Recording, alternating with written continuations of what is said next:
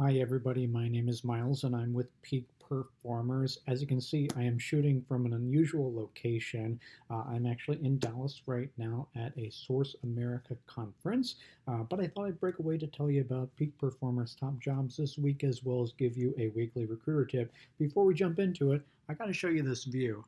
It's pretty nice, isn't it? Jumping right into it, and I apologize, I'm not going to be doing much editing on this video, but here are the top jobs that we're recruiting for this week. If you are a full cycle project manager, we currently have multiple opportunities that are open right now that we would be really excited to talk to you about. If you are an Excel wizard, we are currently looking for an auditor, and this is going to be placed at an auditor level for working with a government agency. If you are an attorney, we're currently looking for somebody that has experience as an attorney and working with the Texas government in contracts. If so, that's a very well paying position. If you are a technical writer, we currently have a role open, and we also have another legal role open. So if you are a certified mediator, we would love to check out your resume for that position. And then finally, we currently have a state grant accountant position open. I will do my best later on in the day to add links to each of these, but you can find all the jobs that we have open right now at peakperformers.org. For this week's recruiter tip, I actually wanted to start off with a bit of a story. I was approached by a job seeker last week, and they said, "Hey, Miles, I'd love to work for Peak Performers, but I don't have a resume yet." And I didn't really have a good answer for them until a couple of days later about kind of even how to kind of show them where to begin. A lot of the conversations that I have are with people that already have done multiple resumes before. But I think it's important to point out because when you have a severe labor crunch like we're experiencing right now, the really cool thing is it brings out a lot of people that previously have been shut out of the job market, such as people with disabilities.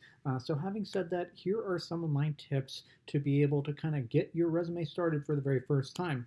And even if this doesn't apply to you, think about somebody else within your network, within your periphery that might be looking to build a resume for the first time, and how can you help them and spread this advice along.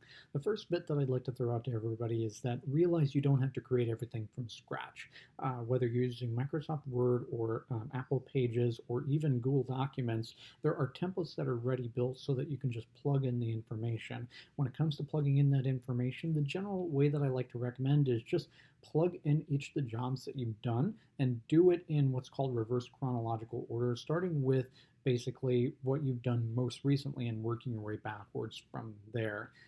Also, keep in mind that if you don't have any work experience yet, you can oftentimes include volunteer experience or other ways that you engage with the community and did quote unquote a job. As far as the dates, you don't have to be super precise with this one. Do the best that you possibly can to list months and years. Then here's the other kind of bits too, is that I'd like you to make a list of all the skills, including the skills that you wouldn't necessarily think to list. Say, for example, you have experience with Microsoft Office or Microsoft Excel, or you've done data entry kinds of skills. You might take that for granted, just figure that everybody has those skills, but I want you to include them and list them on your resume just so that they stand out. In fact, one of the most commonly requested skills that are out there is customer service, no matter what position you happen to be looking for.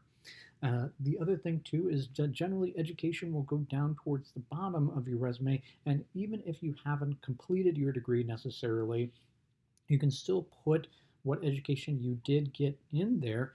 Additionally, you can also include sometimes the particular classes that you took, especially if you're seeking your first job right outside of school.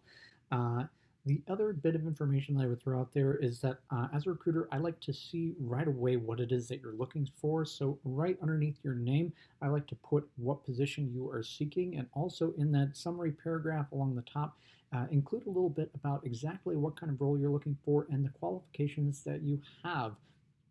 This way, it takes all the guesswork out of it for me as a recruiter. And the final bit, too, is, and believe me, I've seen this many, many times, don't forget to include your contact information, including your name, your email, and your phone number. If you have a LinkedIn profile, great, throw that in there too. I certainly hope that you're having a great week. And until next time, this has been Miles from Peak Performance signing out. Bye.